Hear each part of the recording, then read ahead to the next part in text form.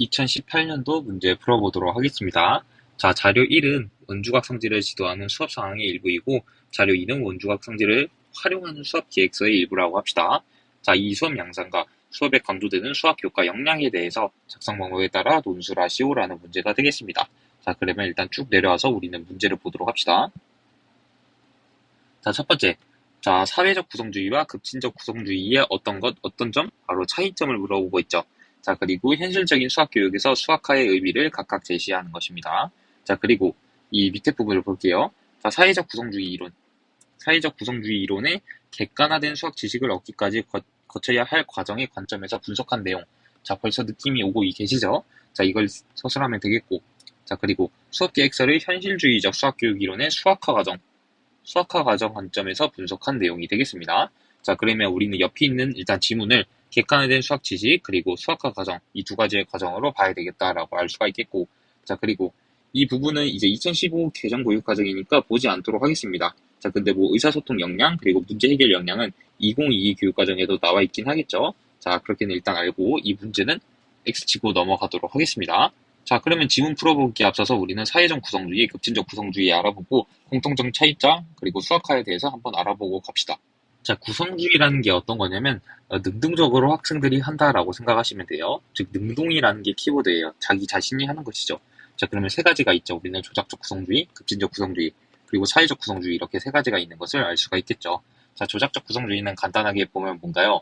바로 아이들에게 구체적인 이런 놀이 활동을 할 수 있는 이런 조작을 주어줘서 학생이 이 조작을 통해서 많은 것을 배우고 직접 이 반영적 추상화를 통해서 시험을 조절하고 지식을 습득하게 많이 하자. 바로 조작적 구성주의가 될 수가 있겠죠. 자, 급진적 구성주의는 뭐가 있나요? 바로 첫 번째로 지식의 자주적 구성, 그리고 생량 지향성의 원리, 그리고 또 어떤 게 대표적으로 있을까요? 그리고 지식의 비객관성의 원리, 그리고 언어의 비공유성.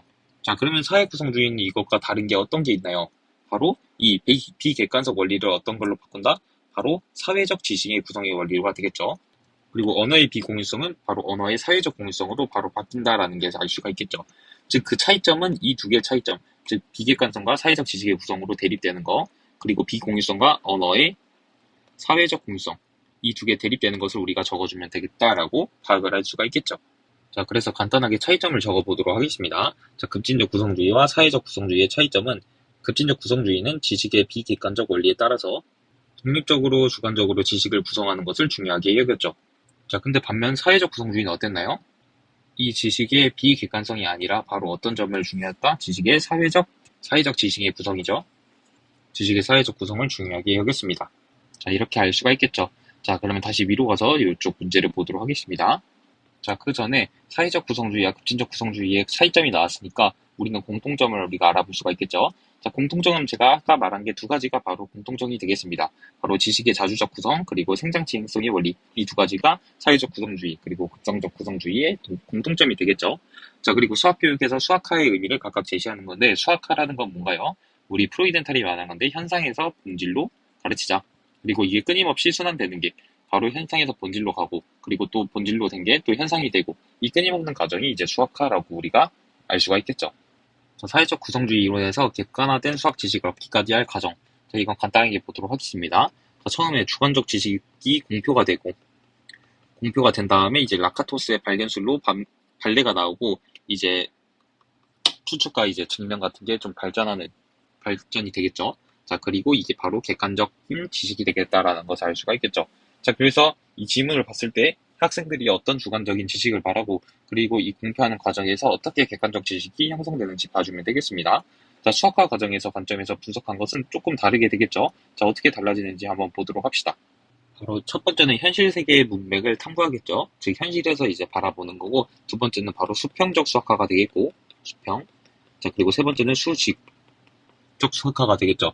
수평적 수학화라는 것은 이제 수학 기호로 표현을 하는 거고, 수직적 이제 수학하는 것은 이 앞에 있는 수평적 수학화로 된 것을 바로 수직적, 즉 문제를 풀어보는 것을 바로 수직적 수학화라고 하면 되겠습니다. 자, 그러면 문제를 이제 지문을 한번 봐주도록 해야겠죠. 자, 지문 자료 1을 보도록 하겠습니다. 자, 그림 1에서 원주각 중심감 사이의 관계를 살펴보았다. 자, 일반적으로 이 사이에는 어떤 관계가 성립하는지 발표해 볼까요? 라고 일단 교사가 발문을 하였습니다. 자, 그때 학생 A가 말했죠. 자, 한 원에서 한 호에 대한 크기는 중심값의 2분의 1이라는 관계를 찾을 수 있었습니다. 지금 학생이 이 한 원에서 호에 대한 원주각 크기에 대한 성질을 하나 찾았죠. 자, 교사가 말합니다. 자, 생각 잘 발해줬어요. 자, 다른 의견이 있을까요? 자, 한 호에서 여러 개의 원주각을 만들 수 있다. 자, 그림 2, 3 경우에는 그림 1과 다름으로 관계가 성립을 하지 않을 수가 있을 것 같다고 합니다. 자, 그림 1과 같이 중심 O가 바로 각 APB 안쪽에 있을 때에만 원주각의 크기가 2분의 1이 되겠습니다. 라고 우리가 학생이 B가 말했어요. 지금 학생 A가 2분의 1이라는 관계가 찾았는데 이게 항상 성립하는 것은 아니다 라고 지금 이 학생 B가 얘기해 준 거죠. 여기다 적을게요. 관계가 성립하지 않을 수 있다. 자, A가 말합니다. 자, 2, 3에도 각 APB는 호 AB에 대한 원주각이므로 P의 위치와 상관없이 성립할 것 같다요 라고 이 학생이 말했어요. 자, 이 B 학생은 지금 성립하지 않을 것 같다 했는데 상관없이 다시 성립할 것 같다라고 학생 A가 얘기를 했죠. 자, 학생 B가 또 말합니다. 자, 원주각은 맞는데 P의 위치가 변하기 때문에 크기도 변할 것이다. 따라서 성립하지 않을 것 같다고 다시 말했어요. 다시 반박을 한 거죠. 자, 학생의 의견이 다르네요. 자, 왜 그렇게 생각했는지 누가 말해볼까요? 라고 일단 얘기를 했어요. 자, 그러면 우리는 여기까지 읽어보고 질문을 한번 분석해 보도록 합시다. 자, 맨 처음 위에 봐서 한 호에 대한 원주각 크기는 중심각의 2분의 1이다 라는 바로 이 학생이 A에 대한 주관적 지식이 공표가 된 순간이죠. 이해되셨죠? 자, 우리는 지금 이 문제에서 객관화된 수학 지식을 얻기까지 거쳐야 할 과정, 즉 주관적 지식이 공표되고 반례가 나오고 반박을 하면서 객관적 지식으로 나오는 순간을 보고 있는데 아까 이 부분이 바로 이 학생 A에 대한 주관적 지식이 공표되는 순간이 있는 거라고 생각을 할 수가 있겠죠. 자, 근데 학생 B, 성립하지 않을 것 같다, 그리고 성립하지 않을 것 같다. 지금 이렇게 반박이 나오면서 바로 이 부분이 바로 어떤 게 되겠다?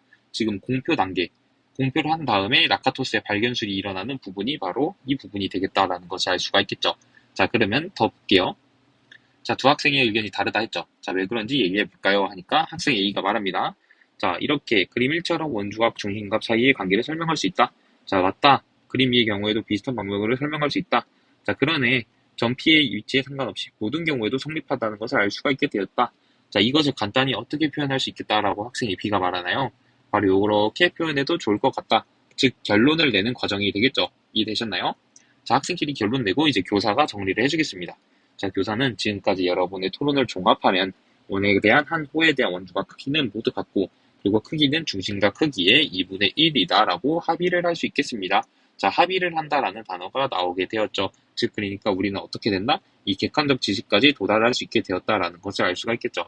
즉, 이 부분까지가 바로 라카토스가의 발견술이 나온 게 아니라 이 부분도 바로 라카토스, 즉 공표하고 라카토스의 발견 단계로 반례와 추측, 반박을 통해서 이 객관적 지식까지 도달하겠다라는 것을 알 수가 있겠죠.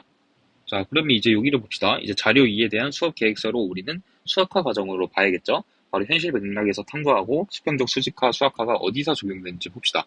자, 첫 번째 볼게요. 자, 교사는 선수학습 내용을 학습하고 실세기 현상 기초로 하는 비수학적 문제를 제시했다고 합니다. 자, 지금 비수학적 문제를 제시했어요. 자, 이게 바로 이 현실에서 문제를 탐구하게 되겠죠. 왜냐하면 비수학적이라는 것은 수학이 없는 상황에서 문제를 제시한 거기 때문이죠. 자, 그 문제를 볼게요. 자, 스크린이 설치되어 있고 반대편에 도로를 이동하며 스크린을 촬영한다고 합시다.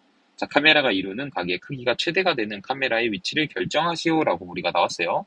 자, 지금 이 부분만 봐도 이 현실에서 이 카메라 위치를 어떻게 결정해야 되는지 묻고 있죠. 자, 그렇기 때문에 이 카메라로 설정하는 이 부분이 바로 어떻게 되겠다? 1단계인 현실 상황에서 맥락을 파악하고 찾는다가 되겠다라는 것을 알 수가 있겠습니다.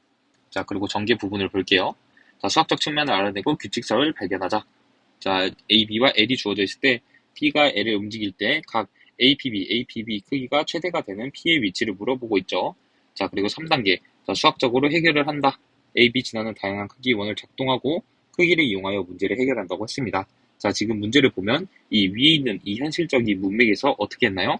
지금 그림을 A, P, B 그리고 L로 우리가 지금 도로는 L로 표시를 하였고 이 카메라 위치는 P로 표시하였고 이 스크린은 A, B로 표시하였죠. 즉 수학적 기호로 표현을 했으니까 이 부분이 바로 수평적 수학화가 되겠다라는 것을 알 수가 있겠죠.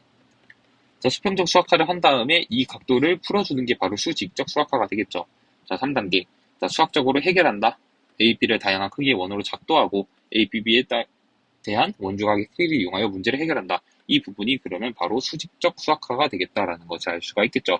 왜냐하면 위에서 수학적 기호로 표현했던 이 수평적 수학화를 바로 해결하는 과정이 수직적 수학화가 되겠다라는 것을 알 수 있기 때문이죠.